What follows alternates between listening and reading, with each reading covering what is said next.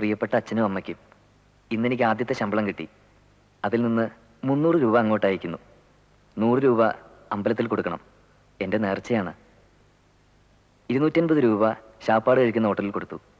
280 രൂപ മുറിവാടകയായി. ഡോബിക്കും മറ്റുമായി 75 രൂപ പോയി.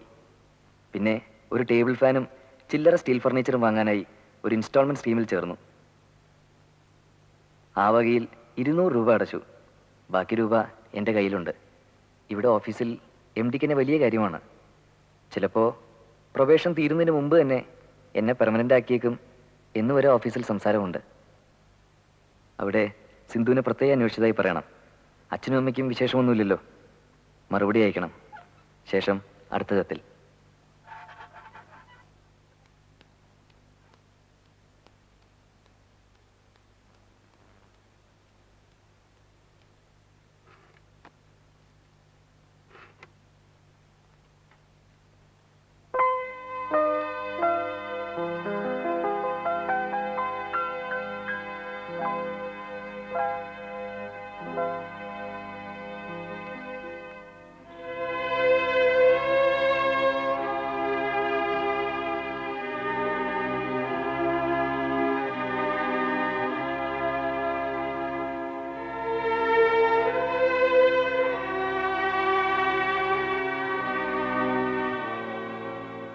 കണ്ടിട്ട് അറ്റൻഡൻസ് സൈൻ ചെയ്താൽ മതിയെന്ന് പറഞ്ഞു.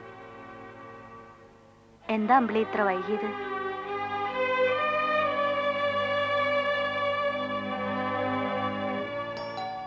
Come in.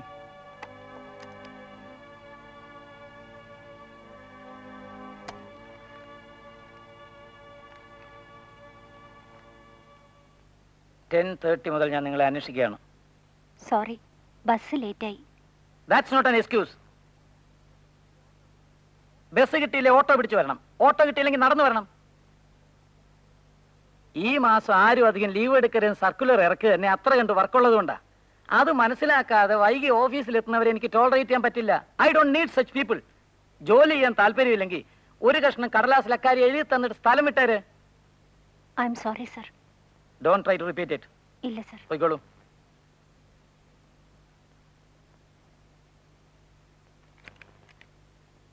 Come on, let's proceed.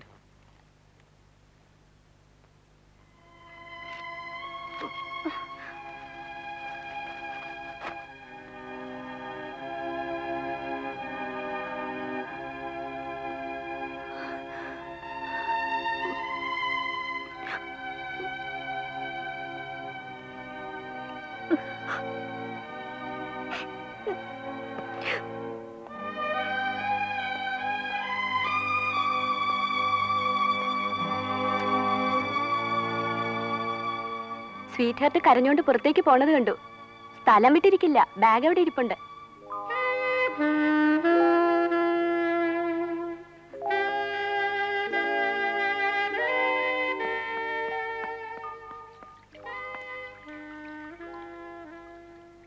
പുള്ളി ഒരു മുൻചുണ്ടിക്കാരനാ. പിന്നെ എന്റെ അടുത്ത് കളിയും കൊണ്ട് വന്നാലുണ്ടല്ലോ. മതി കളിയും തമാശയൊക്കെ. വൃത്തിയായിട്ടോ റാസ്കൽ. താനിങ്ങനെ മിടുക്കനാവും മറ്റും വേണ്ട. ഞാൻ ഇപ്പൊ പോലീസിന് കംപ്ലൈന്റ് ചെയ്യുന്നുണ്ട്. I will tell my brother and father. എന്താ ചോദിക്കാനും പറയാൻ ആരും ഇല്ലെന്ന് വിചാരിച്ചോ? എന്താ സംഭവം? ഞാൻ എന്ത് ചെയ്തെന്നാ? എന്ത് ചെയ്തെന്നോ? താനിപ്പോ ഓട്ടോറിക്ഷ വെച്ച് എന്റെ അടുത്ത് എങ്ങനെ ബിഹേവ് ചെയ്തേ? നിങ്ങൾ എന്നെ റേപ്പ് ചെയ്യാൻ ശ്രമിച്ചു തന്നെ ഞാൻ പോലീസിന് എഴുതി കൊടുക്കും. എന്നത്തെ കാര്യമായി പറയുന്നത്? ഇന്ന്, ഇപ്പോ, 1 മണിക്കൂറിന് മുമ്പ്. ഒന്നും അറിഞ്ഞൂടല്ലേ? നിങ്ങൾ ഈ പറയുന്ന സംഭവം 1 മണിക്കൂർ മുമ്പാന്നല്ലേ പറഞ്ഞത്? That means 11. 11 അല്ല, 11 ആയപ്പോഴത്തേക്കും ഞാൻ ഓട്ടോയിൽ നിന്ന് ചാടി. 10:30. ഓക്കെ, നിങ്ങൾ പോയി MDയോട് ചോദിക്കൂ ഞാൻ ഇന്ന് രാവിലെ എത്ര മണി മുതൽ ആ റൂമിലുണ്ടെന്ന്. 9:30 മുതൽ ഞാൻ പുള്ളിയുടെ മുമ്പിൽ ഇരിക്കുക. ഇപ്പോഴറിഞ്ഞത്. പോയി ചോദിക്ക്. വെറുതെ സംശയങ്ങൾ വെച്ചോണ്ടിരിക്കണ്ട. എന്നെ കൊണ്ട് വയ്യ അങ്ങനോട് പോയി ചോദിക്കാൻ. എന്നാ പിന്നെ വേറെ ആരോട് വേണേ ചോദിക്ക്. എട്ലാർക്കോട് ചോദിക്ക്, അല്ലെ മഞ്ജുവിനോട് ചോദിക്ക്. മഞ്ജു പറഞ്ഞ വിശ്വാസമാവുമല്ലോ.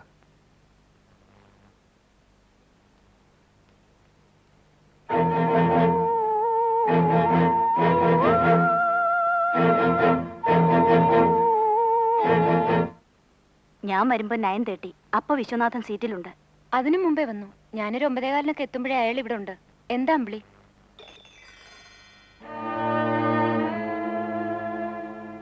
MD ഒരു 9:45 വന്നു. അപ്പൊ മുതൽ പുള്ളി MDയുടെ റൂമിലാ. എന്തോ ടാക്സിന്റെ പ്രോബ്ലാ. പിന്നെ ഇപ്പോഴാ ക്യാബിന് പുറത്തു വരുന്നത്. എന്താ കുട്ടി സംഗതി? കാര്യം പറ.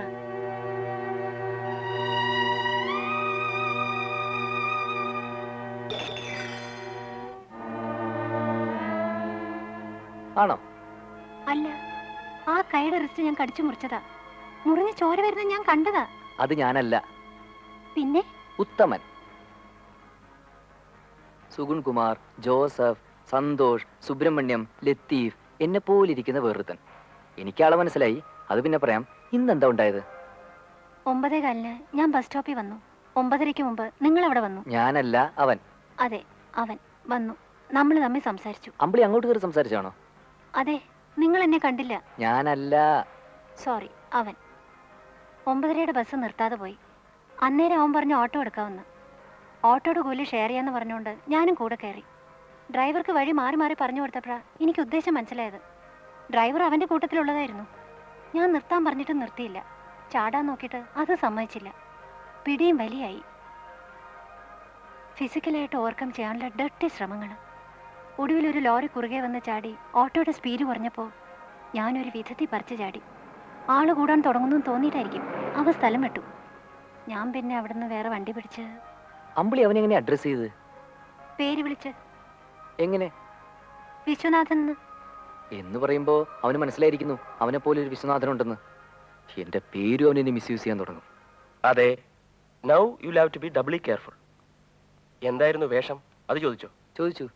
ബ്ലാക്ക് ഷർട്ടും ജീൻസും. ബ്ലാക്ക് ഷർട്ടും ജീൻസും.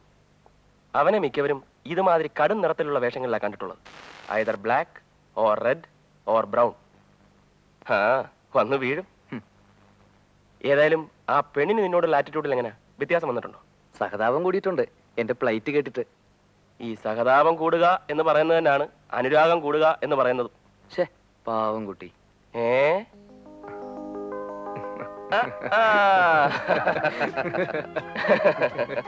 ഏതായാലും ആ കൊച്ചിന് ഇനി ആള് മാറി പോവാതിരിക്കാൻ വേണ്ടി നീ ഒരു കാര്യം ചെയ്യും. ഒരു പച്ച കുത്ത്. അതും അവളെ മാത്രം കാണിച്ചു കൊടുക്കാൻ പാകത്തിൽ ആരും കാണാത്ത എവിടെയെങ്കിലും കാച്ച്.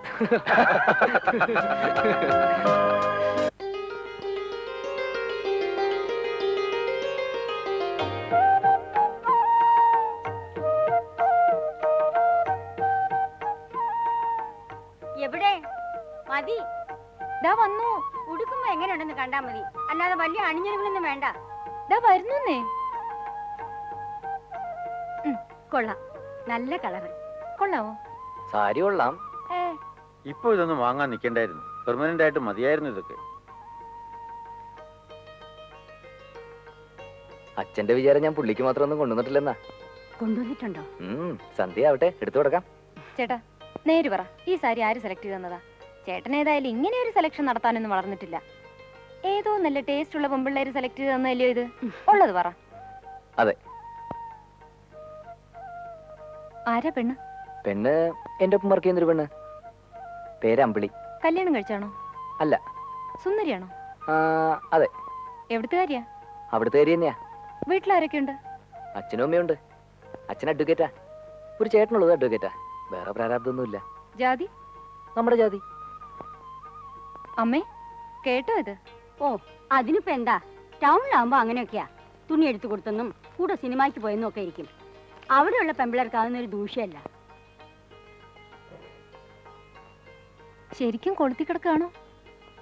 ആ. അയ്യേ,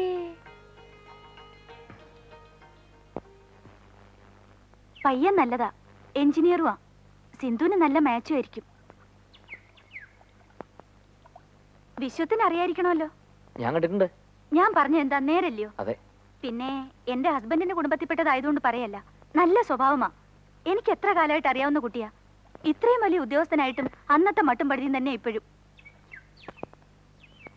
ഞാൻ വെറുതെ സിന്ധുവിന്റെ ജാതകം ഒന്ന് ഒത്തു നോക്കി. ഒരു ചേർച്ചക്കുറവില്ല. ആഹാ, അതും കഴിഞ്ഞോ? പിന്നല്ലാതെ. പക്ഷേ സുമങ്ങളെ, അത്രയും നല്ലൊരു പയ്യനെന്ന് പറയുമ്പോ അതിനനുസരിച്ച് നമ്മളും എല്ലാം ചെയ്യണ്ടേ? കാശായിട്ടൊന്നും വേണ്ടെന്ന് പറഞ്ഞാലും ഒരു 10-30 പവന്റെ ആഭരണമെങ്കിലും ഇട്ടയക്കണ്ടേ? അത് പിന്നെ നമ്മുടെ വില കളയാത്ത തരത്തില്. ആ, അതാ 30 പവനെന്ന് പറയുമ്പോഴേ ഇപ്പൊ രൂപ 75,000. നമ്മൾ വിചാരിച്ച ഇപ്പൊ ഉടനെ എവിടുന്നാ 75,000 1 ലക്ഷം? കുറെ പുഞ്ചിയോ പാടോ കൊടുക്കാന്ന് വെച്ചാ ഇപ്പൊ ആർക്കാ നെൽകൃഷി വേണ്ട? ഓ, അതൊക്കെ അവളുടെ തലയിൽ എന്തെഴുതിയോ അതുപോലെ നടക്കും.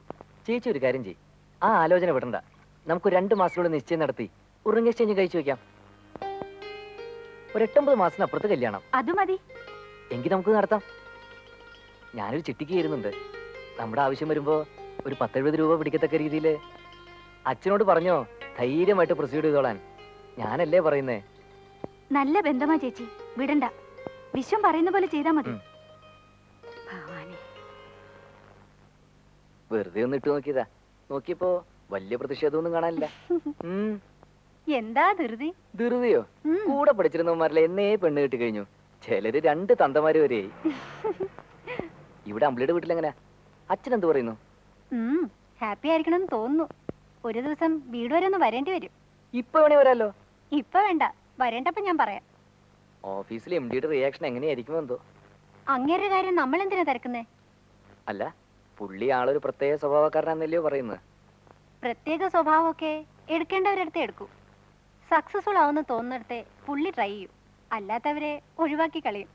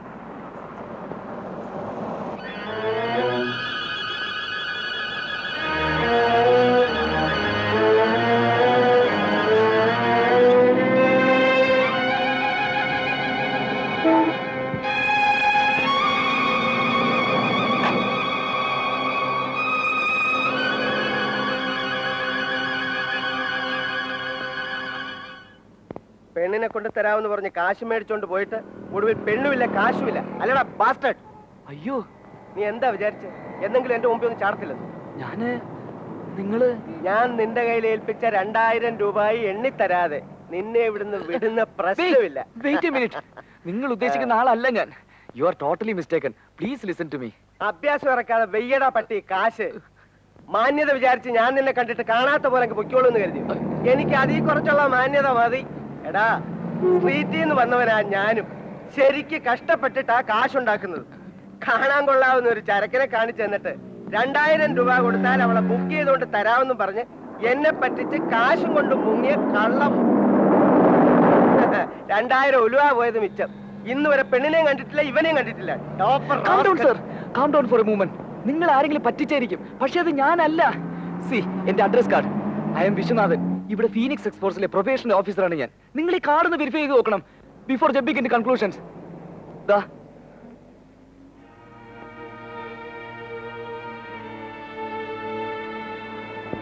വേണമെങ്കിൽ ഫോൺ ചെയ്ത് ചോദിച്ചോളൂ. My office number is there. You can talk to my officer. He will confirm my statements.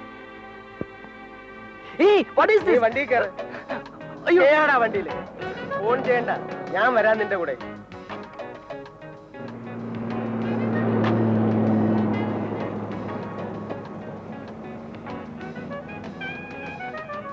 Sir, ഇവിടുന്ന് റൈറ്റ്. അറിയാം, പറഞ്ഞുതരണ്ട.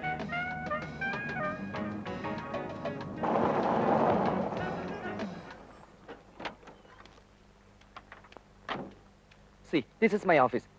ഞാൻ അപ്പോഴേ പറഞ്ഞില്ലേ നിങ്ങൾക്ക് ആള് കയറ്റിന്ന്. ഇൻഫാക്ട് ഞാൻ മതി മതി, നീ ആഫീസിൽ കയറ്, ഞാൻ നോക്കട്ടെ.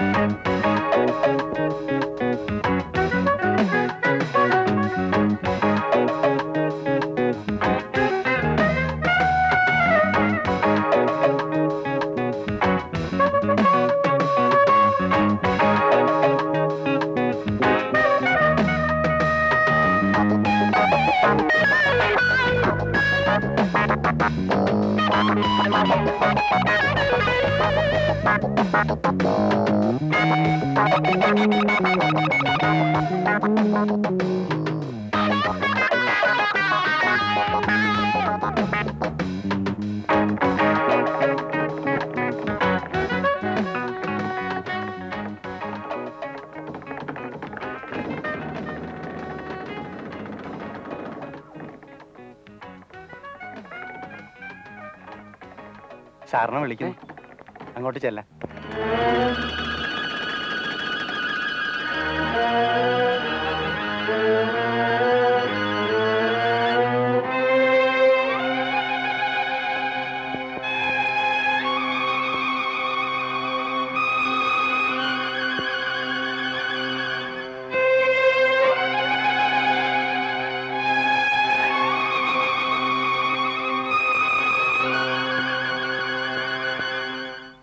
ഇന്ന് വൈകിട്ട് ഓഫീസ് സർവീസ് കഴിഞ്ഞ് സേ ബൈ 6:37 മിസ്റ്റർ വിശ്വനാഥൻ എന്നെ ഒന്ന് കാണണം. സർ.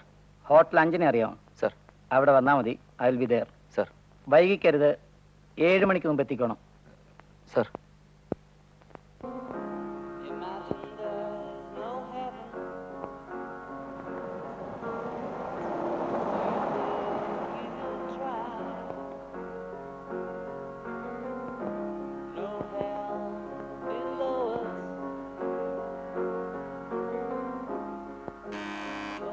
Yes.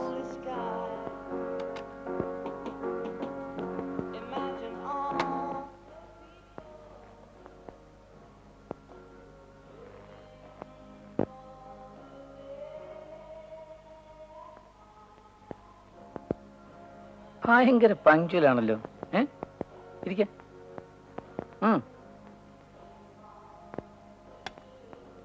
താനൊരു ഡ്രിങ്ക് കഴിക്കുന്നോ? വേണ്ട സർ, താങ്ക്സ്. അതെന്താ? ഒന്നുമില്ല സർ, വേണ്ട, ഞാൻ കഴിക്കാറില്ല. ഓഹോ.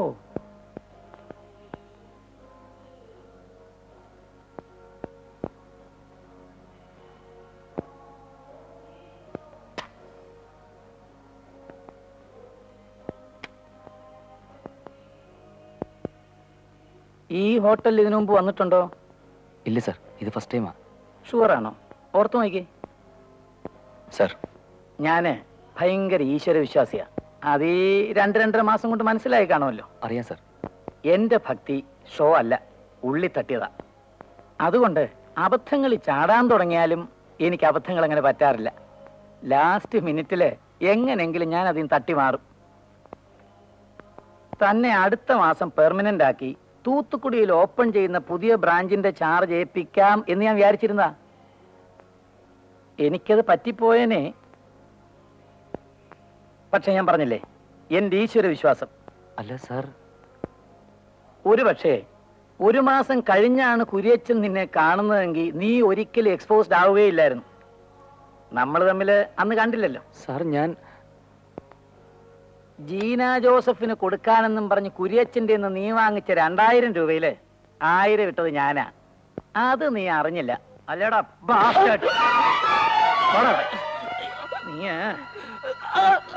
വിടല്ലവനെ. അങ്ങനെ പോയാലോ? ഇങ്ങോട്ട്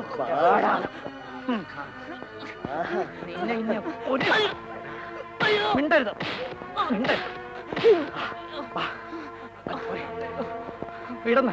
മതി. ചട്ടപ്പിന് നമ്മൾ ഉത്തരം പറയണം. പൊയ്ക്കോട്ടെ എരപ്പാളി. അവന്റെ കാശ് കിട്ടാനല്ലേ നിനക്ക് തന്നത്. ഇത്രയും നാൾ നല്ല പിള്ള കളിച്ച് എന്നെ എന്റെ ബിസിനസിനെ ചീറ്റ് ചെയ്തേനാ. മേലാലി അഭ്യാസം വേറെ ഒരിടത്ത് നീ ഇറക്കരുത്. സാർ, ഞാനല്ല നിങ്ങളെ ചീറ്റ് ചെയ്ത്. എന്നെ പോലെ ഇരിക്കുന്ന വേറെ സിറ്റിയിലുണ്ട്. One who looks exactly like me.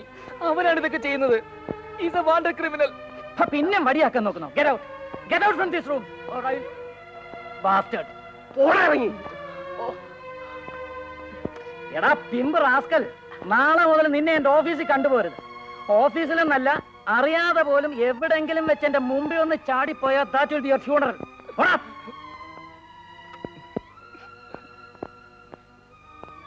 എന്താ ആശാനെ, കോടവല്ലാണോ? പോടാ.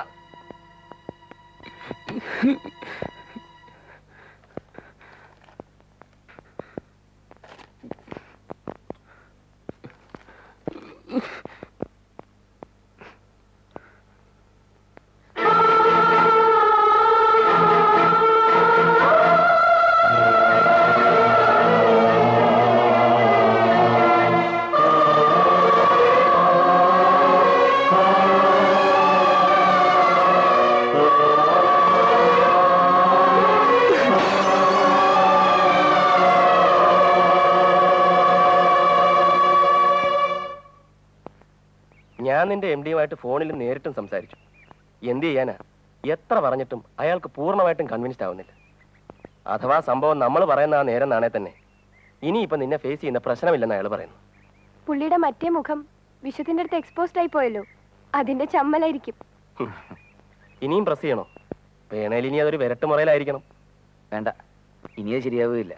ചേട്ടാ, ഇവൻ കാരണം നിനക്ക് ജീവിക്കാൻ പറ്റാണ്ടായിരിക്കുകയാണല്ലോ. അതെ ജോർജെ, ഞാൻ ഏതായാലും ഇപ്പോൾ നാട്ടിലേക്ക് പോകുന്നില്ല. പോയിട്ട് കാര്യമൊന്നുമില്ല. അതുകൊണ്ടാ അവനും ഞാനും തമ്മിൽ ഫേസ് ടു ഫേസ് കാണുന്നത് വരെ ഞാനിനി വേറൊന്നിനെ ശ്രമിച്ചിട്ട് കാര്യമില്ല. എല്ലാ ക്രോസ് റോഡിലും അവൻ വന്ന് നിൽക്കുക. നേരിട്ട് കണ്ട് കാര്യം പറഞ്ഞ് അവസാനിപ്പിച്ചില്ലെങ്കിൽ അതങ്ങനെ തുടർന്നുകൊണ്ടിരിക്കും. പക്ഷേ അത്ര എളുപ്പമാണെന്ന് എനിക്ക് തോന്നുന്നില്ല. എളുപ്പമാവണ്ട, എനിക്ക് വേറെന്താ ജോലി? ഞാനൊരു കൊച്ചു മുറിയിലേക്ക് മാറാൻ പോവാ. 100-150 രൂപ മാസവാടയുള്ള മുറി. ഒരു 1-1.5 മാസമൊക്കെ പിടിച്ചു നിൽക്കാനുള്ള പൈസ കയ്യിലുണ്ട്. ഈ മാസം ഇത്രയും ദിവസം വർക്ക് ചെയ്തതിന്റെ സാലറി അയാൾ തരും. അത് ആംബ്ലിയുടെ കൊടുത്തേക്കാന്ന് പറഞ്ഞിട്ടുണ്ട്. പിന്നെയും വല്ലാതെ മുട്ടുവരികയാണെങ്കിൽ നിന്നെ തന്നെ വന്ന് പിടിക്കും. സാരമില്ല. അമ്പിളി എന്തു പറയുന്നു?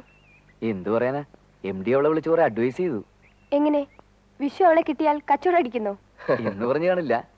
എന്നാലും ഈ അഫയർ കുഴപ്പമാന്ന് പറഞ്ഞു. ഒരു പെറ്റേണൽ വാണി. ഏതായാലും അവൾക്ക് പേടിയൊന്നുമില്ലല്ലോ. ഇല്ല എന്ന് നമുക്ക് വിചാരിക്കാം. ജോർജെ, നീ എനിക്കൊരു സഹായം ചെയ്തു തരുമോ? ഏതായാലും നീ ഈ ഡിപ്പാർട്ട്മെന്റിൽ ഇരിക്കുകയാണല്ലോ. കുറച്ച് എക്സ്ട്രാ താല്പര്യമെടുത്താൽ അവനെ നിനക്ക് ട്രേസ് ബാക്ക് ചെയ്യാൻ കഴിയും. ഇവൻ ആരാണ്, എവിടുത്തുകാരനാണ്, എത്ര കാലമായി ക്രിമിനൽ ലിസ്റ്റിലുണ്ട്, ആദ്യം എന്ന് ജയിലിൽ വന്നു, പാസ്റ്റ് റെക്കോർഡ്സ്, ബയോഗ്രഫി. കുറച്ച് ബുദ്ധിമുട്ടായിരിക്കും, എന്നാൽ എനിക്ക് വേണ്ടി. എന്ത് ബുദ്ധിമുട്ട്? ഒരു ബുദ്ധിമുട്ടുമില്ല. ഞാൻ തപ്പി പിടിച്ചെടുക്കാം. ചിലപ്പോൾ കുറച്ച് സമയം എടുത്തേക്കും. അത് സാരമില്ല, സമയം എടുത്തോട്ടെ.